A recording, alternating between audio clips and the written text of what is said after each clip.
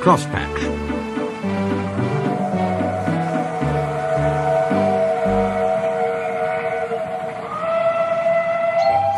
Skarloey made a face. Not again, Nancy, please. Just a teeny polish, she coaxed. You must look nice for your 100th birthday. I am nice. You're just a fusspot, and you're a horrid old crosspatch. Nancy polished him vigorously. Skarloey smiled. Nancy, he said, I really was a crosspatch once. Shall I tell you? Yes, please. Well, come down. I can't tell it properly while you're fussing up there. Just 5 minutes, then. No longer. Nancy sat down on a box, and the old engine began. Talyllyn, Goth, Rheneas and I were built together in England. Who, asked Nancy, are Talyllyn and Goth? Talyllyn is my twin. Goth is Rheneas's. Their railway is at Towyn in Wales, and they're 100 too. They were green, and we were red. Talyllyn and I had 4 wheels then, and no cab. We thought we were wonderful, and talked about how splendid we'd look pulling coaches. What about trucks? Asked Nancy. Skarloey chuckled. We had no use for them, he said. I was finished first, and sent away on a ship. I didn't like that. It wobbled dreadfully. At the port, the big railway kept me waiting. They had no cranes to lift me out. It wasn't the Fat Controller's railway then. He would have managed much better. What did they do? Asked Nancy. They used the ship's derricks. They nearly turned me upside down, said Skarloey indignantly, and left me hanging while they arranged a truck. You must have looked funny, gurgled Nancy. Yes, and I felt it too. I got crosser and crosser. They fastened me to the truck at last, and an engine took me away. His name was Neil. He was ugly, but kind, and we were soon friends. So you're bound for the wee railway, he said.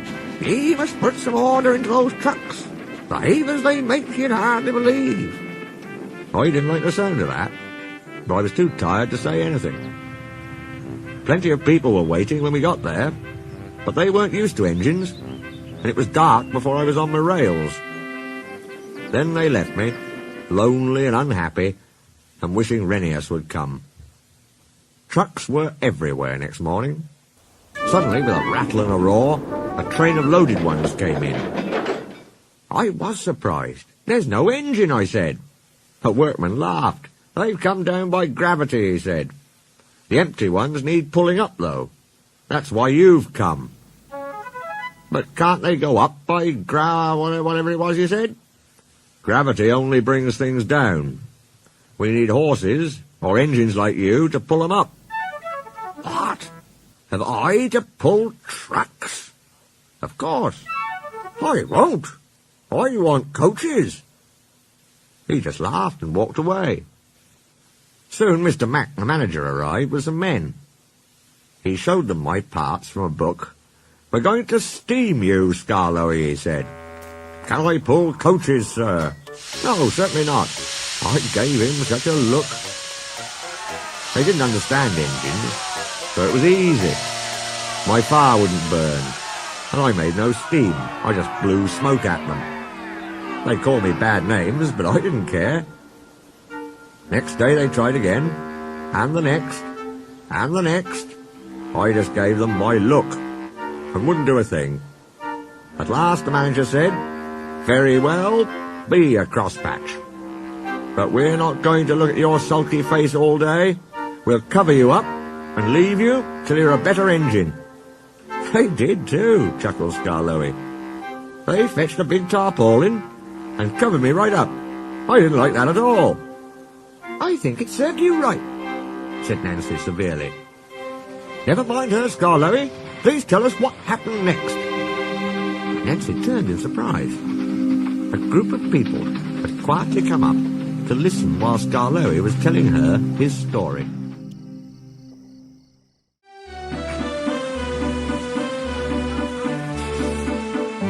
Bucking Bronco. I was lonely and miserable, Skarloey continued, till at last the manager came. "I hope now that you're a better engine." "Oh, yes, sir, please, sir. Because I've asked Mr. Bobby to come and look after you." Mr. Bobby had helped to build me in England. I liked him, so we soon had steam up. "Come on, Skarloey," he said. "We must help the workmen finish the line before the inspector comes." I didn't mind pulling trucks with Mr. Bobby, and we worked so hard that by the time Rheneas arrived, the line was ready. Rheneas never got so excited and bouncy as I did. He worked without hurry or fuss. Trucks often played tricks on me to make me cross, but I soon found that teasing Rheneas was a mistake. He was shunting one day when I came alongside. I was excited. "I'm pulling the director's train," I said, "and taking the inspector tomorrow. Think of that."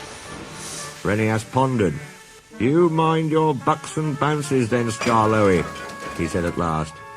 "The directors won't like them."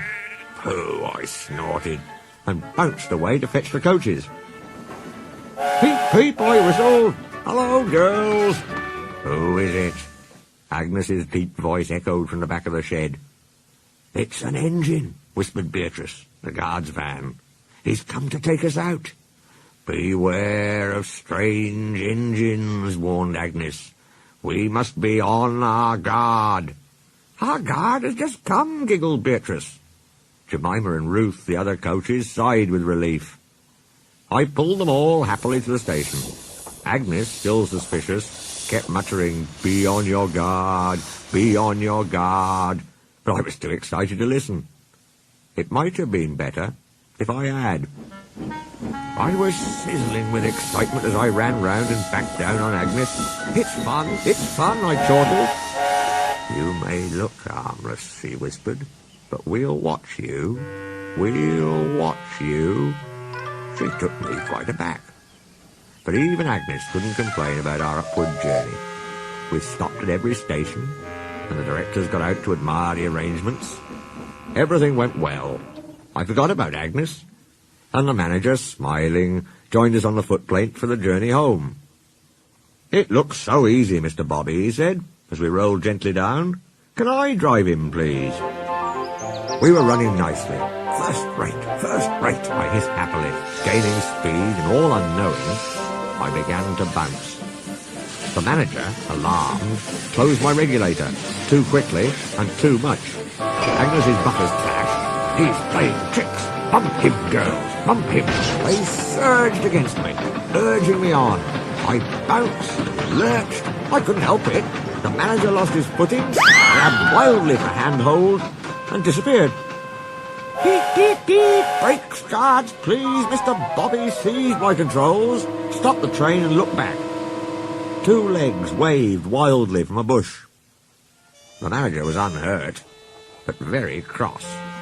"I'll not ride that bucking Bronco again," he said. He sat in Beatrice for the rest of the journey. The directors complained they'd been badly shaken. They said it was my fault. "Rheneas will take the inspector tomorrow," they ordered. "You will stay out of sight in the shed." But late that evening the manager came. "I'm sorry, sir, I did try to be good." "It wasn't your fault, Skarloey.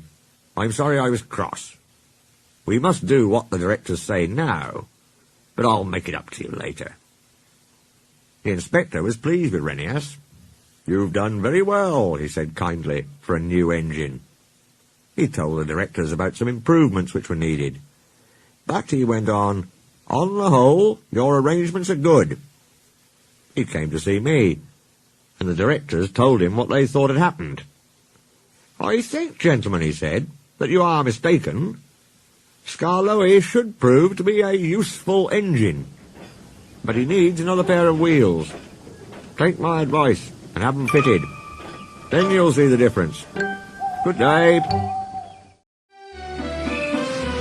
Stick in the mud.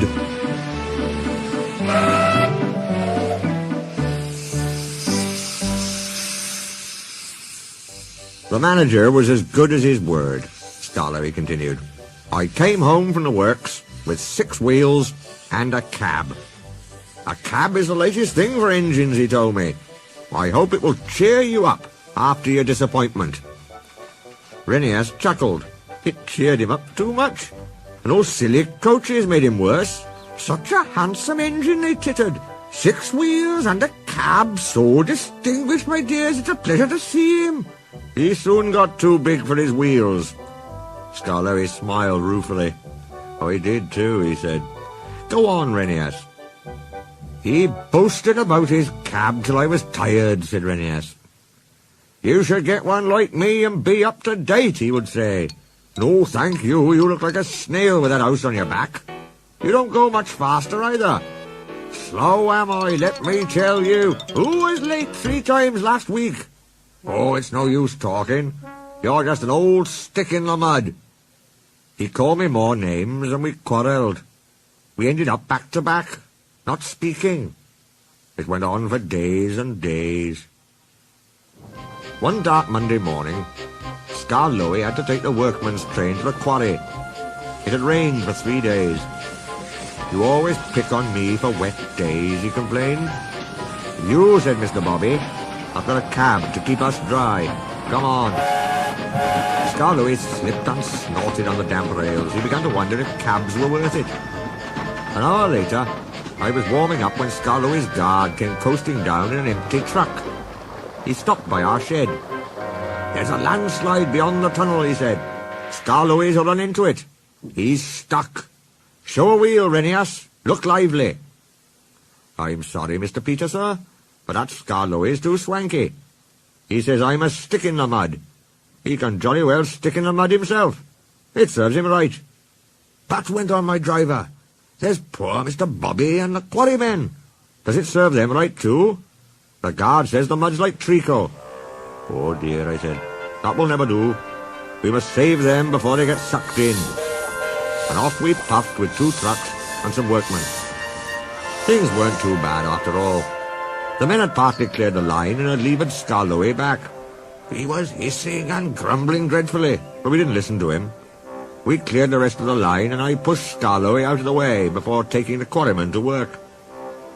Mr. Bobby cleaned and oiled his wheels in motion, so when I returned with the coaches, I could help him back to the shed. I'm sorry I was swanky, he said at last. Thank you for helping me. Not at all, I said. I was still cross. Then Skarloey began to laugh. I'm a stick in the mud after all, he gurgled helplessly. Not you. I laughed too. I couldn't help it. He looked so funny. We were laughing when the cleaners came. We were still laughing when they left. Poor engines, they said, tapping their foreheads. But we weren't mad. We'd learnt sense, and we've been firm friends ever since. It was nearly dark. The listeners stirred and stretched. Thank you, Skarloey and Rheneas, they said.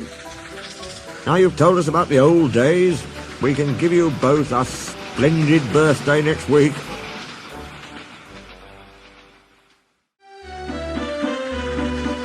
Duck and Dukes.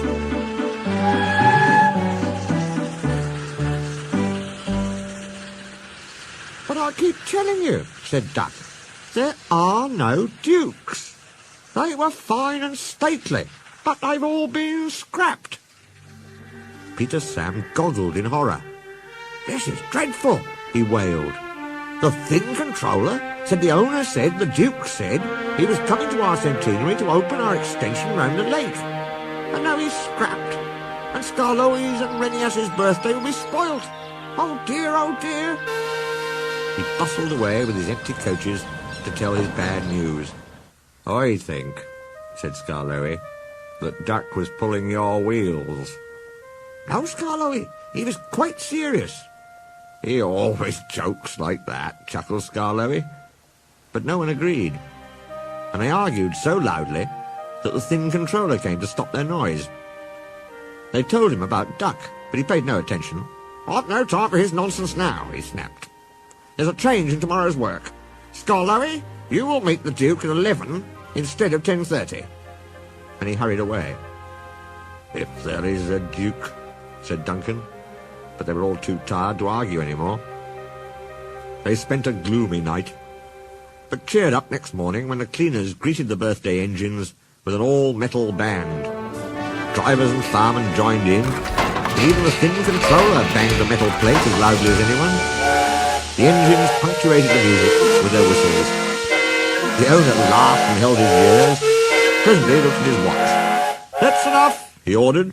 So Rusty, Sir Handel and Duncan went at once to find their coaches. Visitors crowded the big station. They wanted to go to places along the line to watch the celebrations. Peter, Sam and Rheneas had carefully practiced their parts. Passengers in Agnes, Ruth, Lucy, Jemima and Beatrice all wore clothes of 1865. Rheneas had to pull them behind Peter Sam's television train, not too close and not too far away, so that the cameramen could take their pictures.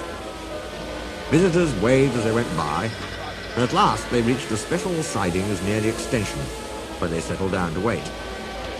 "Listen," said Peter Sam at last. "Here's Skarloey. They're cheering him." "Good," answered Rheneas. "Perhaps that will make up for his disappointment over the Duke." Skarloey wasn't disappointed at all. "I brought the Duke, I brought the Duke, I brought the Duke," he puffed, and triumphantly came to a stand between the two trains. A distinguished-looking man stepped out, climbed to Skarloey's footplate, and drove him on the new line round the lake and back again. Then, standing on Skarloey's front buffer beam, he said, "Ladies, gentlemen, and engines, I have pleasure in declaring your lovely lakeside loop line now open." Peter Sam could bear it no longer. "Excuse me, Sir Duke," he burst out. "Are you real?" There was shocked silence. The Duke smiled. "Skarloey said you'd been listening to Duck," he answered. "Duck thinks Dukes were Great Western engines, but Dukes are really people. I am happy to assure you, Peter Sam, that I am a real live Duke." "I'll give Duck Dukes," muttered Peter Sam, but he was sternly hushed. The Duke turned to the owner. "I congratulate you, sir, on your remarkable railway. It must be a record indeed to have two locomotives in regular service and both 100 years old. Long life, then, and good running to Skarloey and Rheneas, your famous old engines." The cheering and clapping died away. "Speech!" shouted someone, and the cry was taken up. "Go on, Rheneas," whispered the owner. So rather nervously, the old engine began. "Thank you, your Grace, and everyone, for your kind wishes. You've given us both a lovely 100th birthday. But, your Grace, Skarloey and I aren't the only record engines. We've got twin brothers. Talyllyn and Dolgoch were built at the same time as us, so they're 100 too. And they're still at work. Their railway is at Tywyn in Wales. Please go and see them, your Grace, and everybody, and wish them many happy returns from Skarloey and Rheneas, their little old twins."